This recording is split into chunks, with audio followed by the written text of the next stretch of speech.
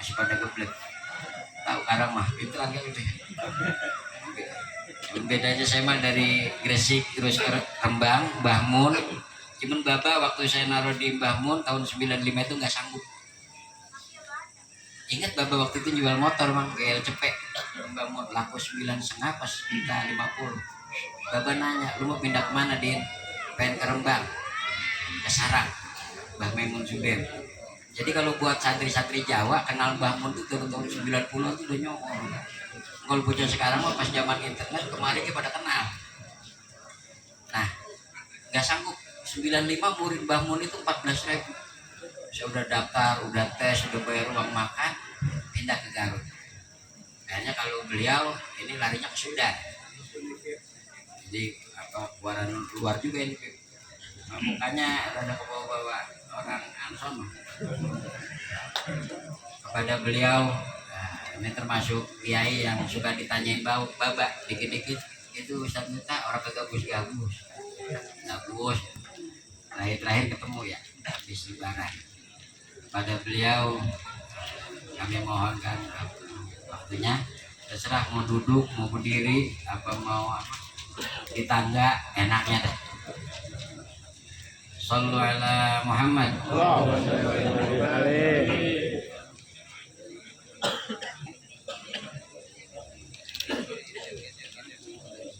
Assalamualaikum warahmatullahi wabarakatuh. Alhamdulillahilladzi bi ni'matihi tatimmu shalihat wa tanzilul barakat. Alhamdulillahi awwalan wa akhiran batinan wa zahiran.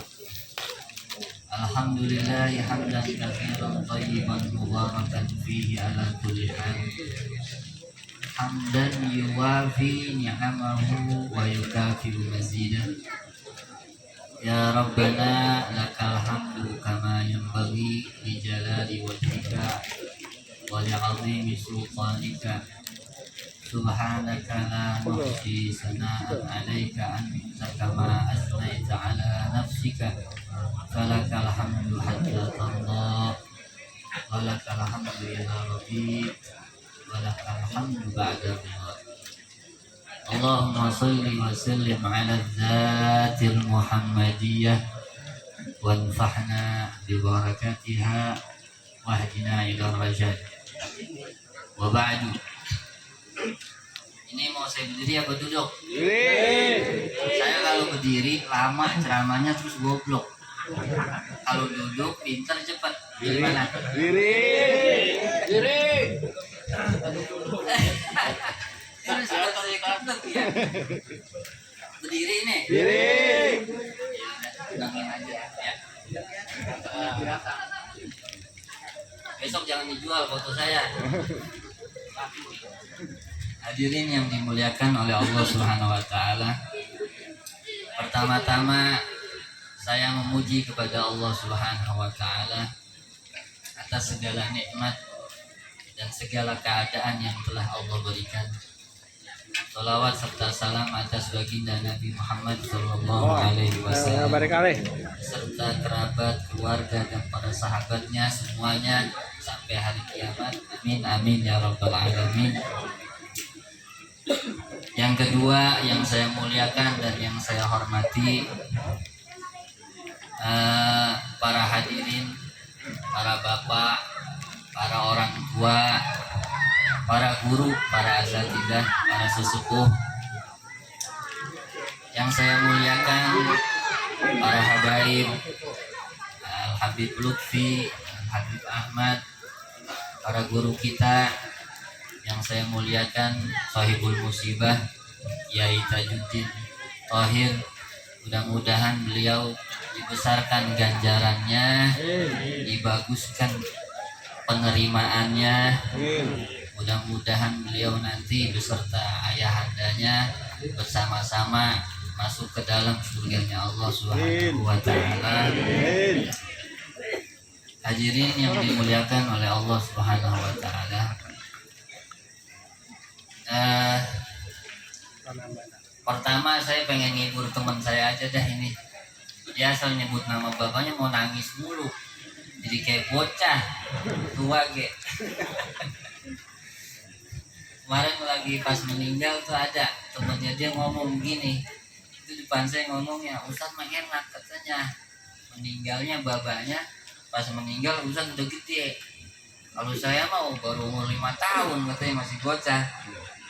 Dalam hati kita, lalu enakan lu masih bocah nggak ada pikiran. Kalau udah tua begini pikirannya banyak. Dan mudah-mudahan ini Allah kasih semangat, Allah kasih kekuatan tambahan lahir batinnya. Mudah-mudahan ini jadi kebanggaan keluarganya. Amin. Hadirin yang saya muliakan, ini almarhum termasuk antik kalau buat saya, karena saya tahu beliau ini sangat menghormati orang yang berilmu, sangat menghormati, sangat menghormati. Jadi kalau kata statusnya Ustadz Tajuddin mah tadi katanya, gua nggak bisa warisin harta, nggak bisa warisin ilmu saja. Makanya lu gua pondokin aja Zah. Dulu ada cerita begini Pak, di Madura ada kiai pesantren yang besar sekali di Madura. Tahu Madura? Dikit. Timur. Seberang. Tahu kan? Jadi ada kiai pondoknya pesantren gede banget, terkenal. Satu waktu ada wali santri nengokin anaknya, baru mondokin terus nengokin anaknya. Pas lagi di masjid ada aki-aki kencing di pinggiran saya tembok masjid dikencingin sama tuh aki-aki. Lah hatinya langsung tuh berendeng bae hatinya. Akhirnya pas sowan nama kiainya ngomong, Kiai itu tadi ada orang katanya goblok banget, udah tua masih kagak tahu kalau itu masjid itu harus dihormati dan dimuliakan. Dia malah kencing di tembok masjid. Yang mana orangnya? Yang ono. Lah itu mau bapak saya katanya. Iya. Yang goblok mah bukan dia. Yang goblok itu engkong saya, bapaknya dia. Kalau bapak saya mah pinter, karena bisa nyetak ya. Kiai. Biar kata dia nggak bisa ilmu, sholat belentang-belentong, tapi bisa jadiin anak ya, kiai. Kata, terus yang goblok engkong saya katanya. Nggak bisa nyetak anak jadi kayak dia itu katanya. Ya orang kadang banyak kebanggaan ilmu tapi lupa nanti dia punya keturunan jadi apa ya. Makanya ini Pak Haji Thohir termasuk antik yang ngomong gue nggak bisa warisin harta, nggak bisa mewarisin ilmu, tapi lu gua pondokin. Nah ini buktinya. Ini buktinya anaknya Yai Tajuddin, yayasannya. Ya mudah-mudahan amalnya diterima oleh Allah. Kedua, almarhum ini karena saya sering ditanyain, akhirnya kemarin pas lebaran saya nengokin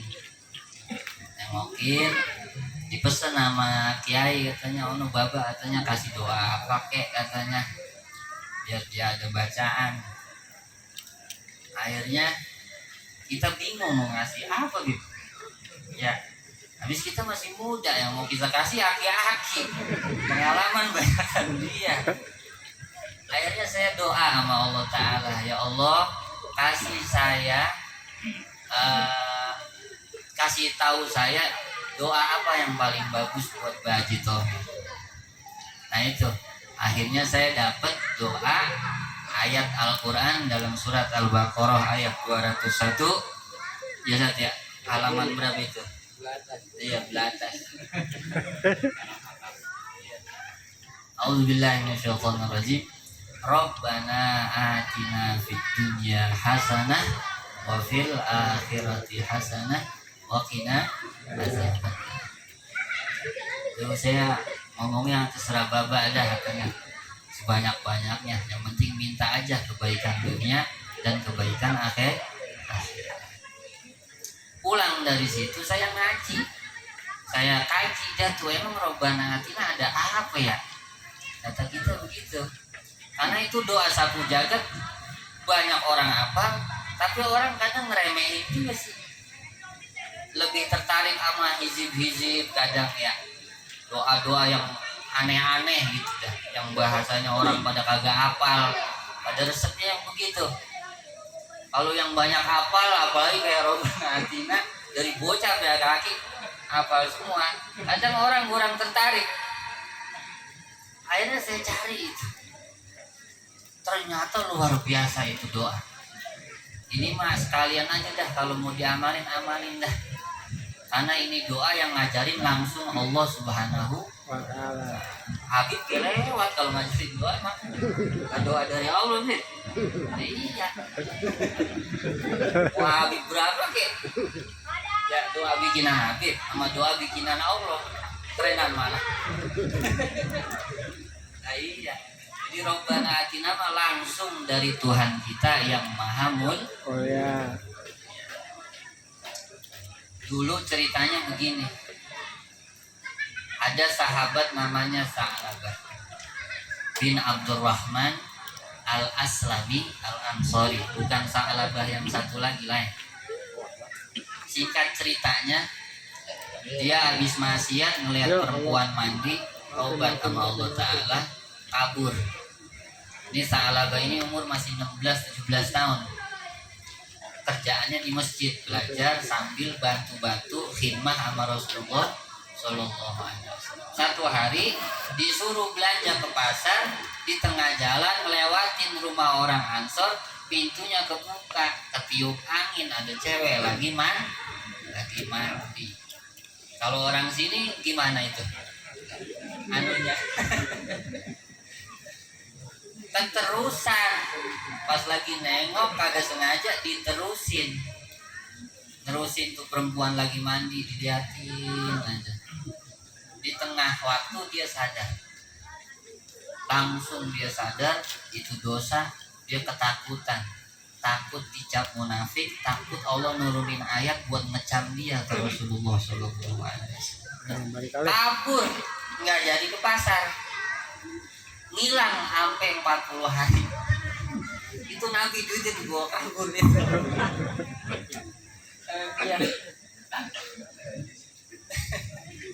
Rasulullah Shallallahu Alaihi Wasallam nyariin tiap hari. Pas dapat seminggu Nabi nyariin sambil nangis, mana Sa'labah.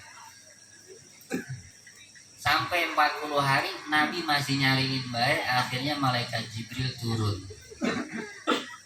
Rabbuka yaqra'u alaikas salam. Ya Muhammad, Tuhanmu kirim salam.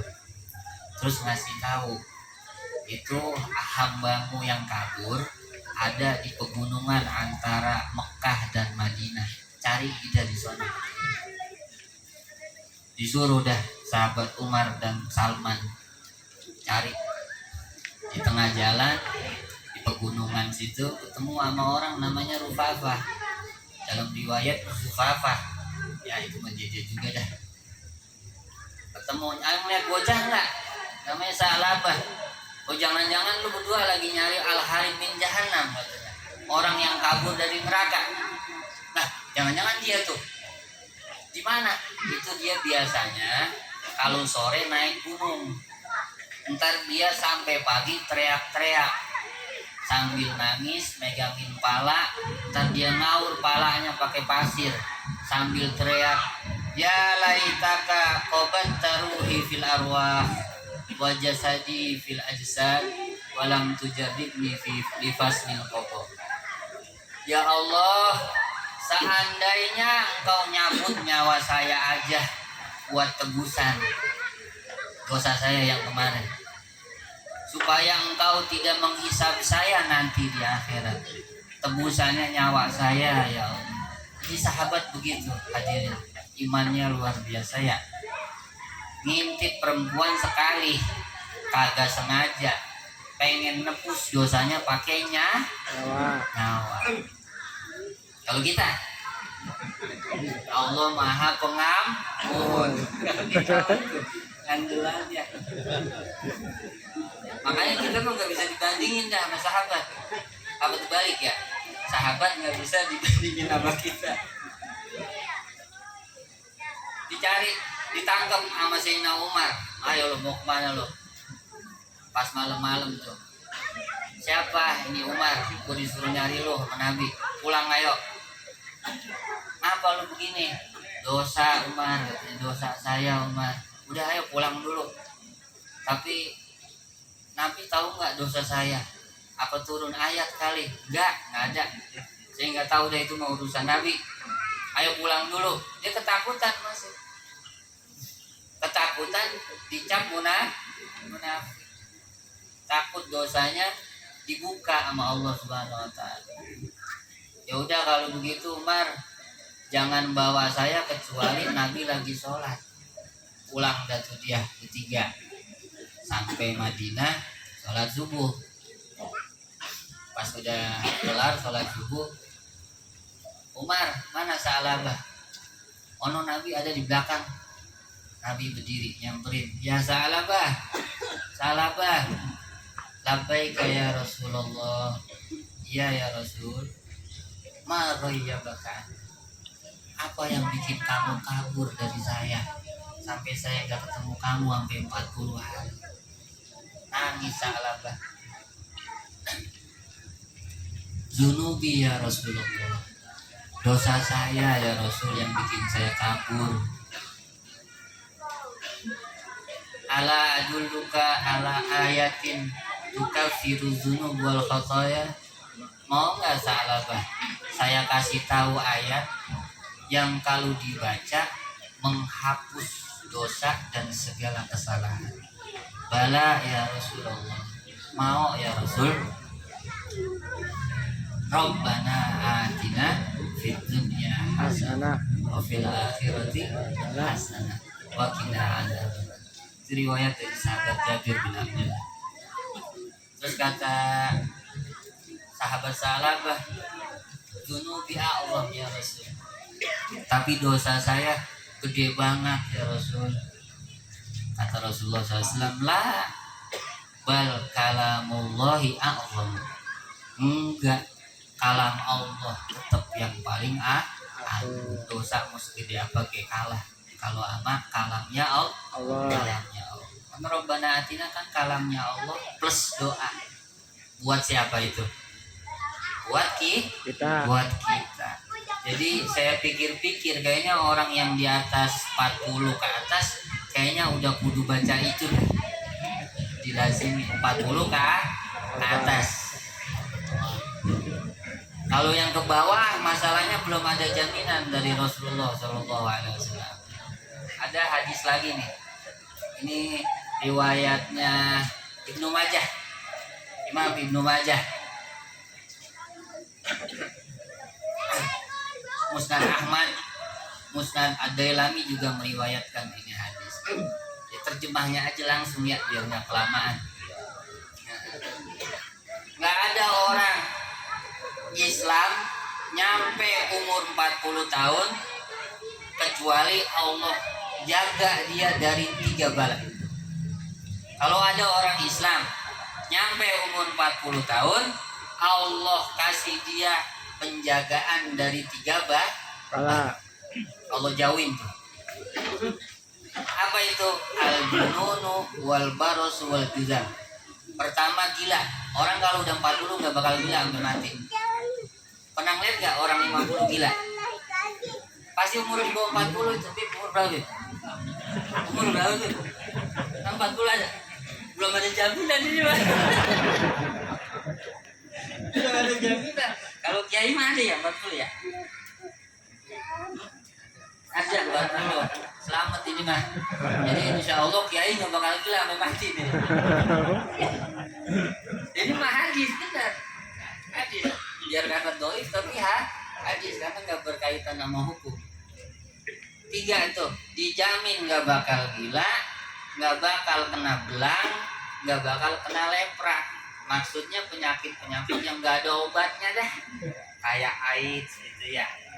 Terus apa lagi ya? Ya segitu dah, pokoknya penyakit-penyakit yang kagak ada obat. Jadi alhamdulillah Pak Lurah, nggak bakal gila sampai mati.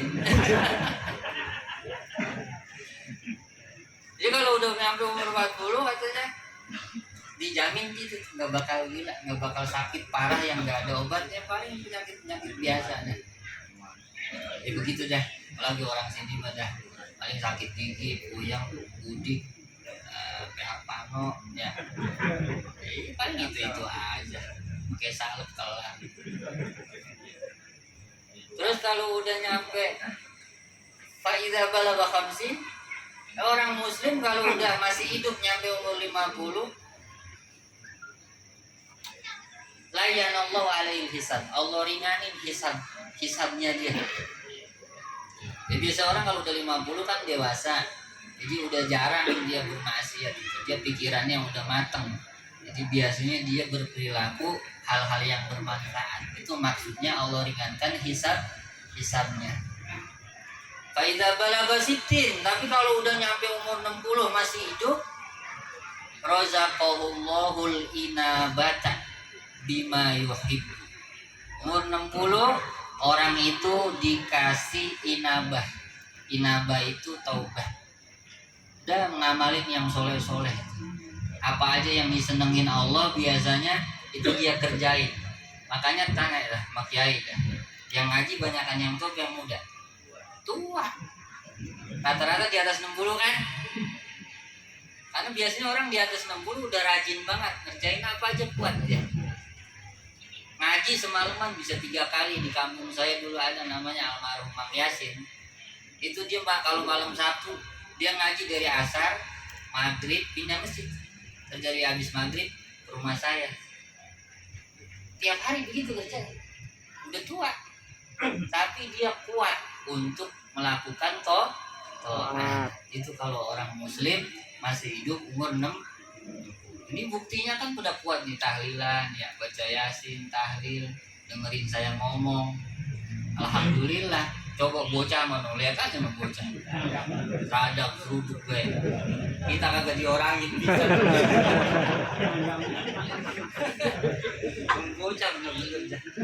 Tapi kalau orang udah 60 ya, 50 Masya Allah, kita diorangin banget.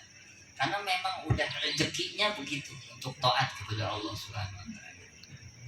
Tapi faiza balagha sab'in min umri, kalau udah nyampe umur 70, ahabbahullah wa ahlus sama.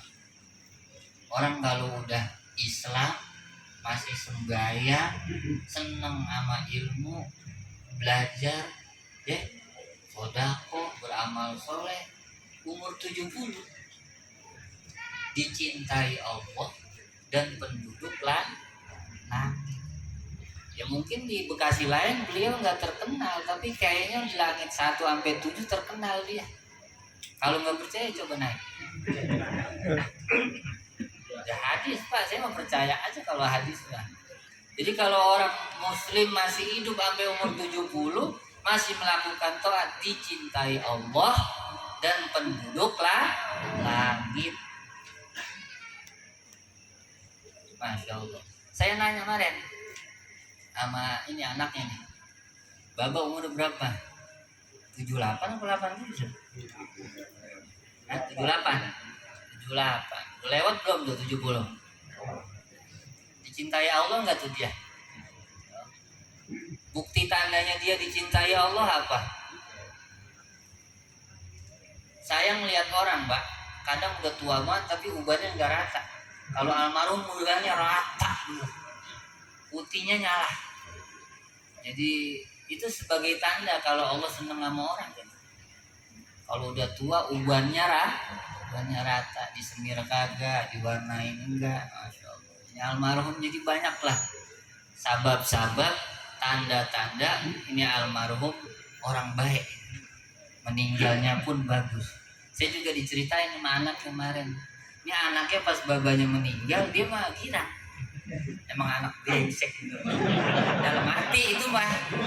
Iya, kemarin kata kita anak brengsek. Emang ngapa kata kita gitu. Alhamdulillah kata kita kagak sadar. Habis talqinin la ilaha illallah. Itu almarhum ngucap. Nah, terus ini Kan hadisnya ada tuh, ya Bib ya. Siapa yang akhir kalamnya la ilaha illallah pasti masuk, pasti itu mah. Karena mannya man syartiyah. Dakhalal jannahnya itu jawabus syarat. Kalau orang ngaji kitab begitu. Man kana akhiru kalamihi la ilaha illallah. Barang siapa orang yang akhir kalamnya la ilaha illallah dakhalal jannah, itu jawabnya pasti masuk. Itu kata anak kita kagak sadar, keluar baca alhamdulillah. Wah, ini anak soleh apa sih begini? Bikin kita bingung jadinya. Tapi dia nangis, tapi alhamdulillah. Jadi almarhum luar biasa. Mau saya tambahin nggak? Terakhir ya. Udah malam. Ini Romannya yang ngomong umur 50 ke bawah nih. Kalau 60 ke atas nggak bakal ngomong gitu kayaknya dia. Rasulullah Shallallahu Alaihi Wasallam Kali-kali. riwayat Imam Ibnu Majah hadis 1604. Bah, beneran kita hafalin. Itu emang bener kita hafalin. Saking kita pengen ngibur dia nih. Iya, kita bingung kan kalau takziah udah kemarin. Sekarang mau ngapain lagi dah? Jadi, emang saya hafalin hadirin. Hadisnya begini dari sahabat Abu Hurairah radhiyallahu taala. Man mata maridun mata syahidan wa wuqiya fitnatal qabr wa gudiya wariha fi qabrihi bi rizqihi minal jannah. Siapa orang mati dalam keadaan sakit, maksudnya mati gara-gara sakit, sababnya mata syahidan, maka itu adalah orang yang mati syahid. Ini kalau kita bahas ilmunya panjang lebar, banyak hadis yang menguatkan tentang orang yang sakit terus meninggal karena sebab sakitnya, itu termasuk syuhadaul akhirah, banyak hadisnya. Termasuk beliau ini almarhum, karena saya tahu penyakitnya. Bahkan di dalam hadis yang lain termasuk syuhada itu al-mabtun, orang yang meninggal karena sakit perut. Kata Imam Qurtubi, yang dimaksud sakit perut itu dua, al-istisqa sama ishal. Istisqa itu penyakit hati. Tanya dah, kemarin Bapak sakit apanya tuh? Hatinya bukan? Hatinya. Jadi mati syahid ini Pak aslinya. Termasuk syahidul akhir. Nah, orang yang syahidul akhirah karena sakit itu uqiya fitnatal qabr, dia dijaga sama Allah Ta'ala dari fitnah kubur. Udah nggak ditanya lagi, udah nggak ditakut-takutin lagi dia. Udah syahidul akhir. Nanti di akhirat dikasih ganjaran syahid. Itu yang dimaksud syahidul. Nanti di dalam kuburnya dia wariha, pagi sore diliatin sama Allah Ta'ala rezeki dia di sorga. Jadi nanti almarhum itu hiburannya tiap pagi sama sore itu dikasih nonton rumah dia, ntar di surga begini, istananya begini, ntar bidadarinya macem-macem, gelas pernak-perniknya, hambalnya, kasurnya, bangkunya, semua diliatin. Shadaqa Rasulullah Sallallahu Alaihi Wasallam, dan Rasulullah SAW gak pernah bohong. Jadi ini almarhum luar biasa Pak. Mudah-mudahan barokahnya dia, kita semua yang hadir di sini dapat ampunan dari Allah Subhanahu wa Ta'ala. Kemudian kita diberikan kebaikan dunia dan akhirat kita. Amin. Al-Fatihah.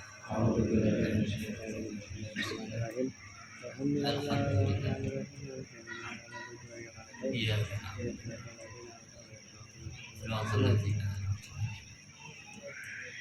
Kurang lebihnya saya mohon maaf apabila ada kata-kata yang tidak sengaja, yang tidak berkenan di hati para hadirin, wabil khusus Habib Lutfi bercanda dulu.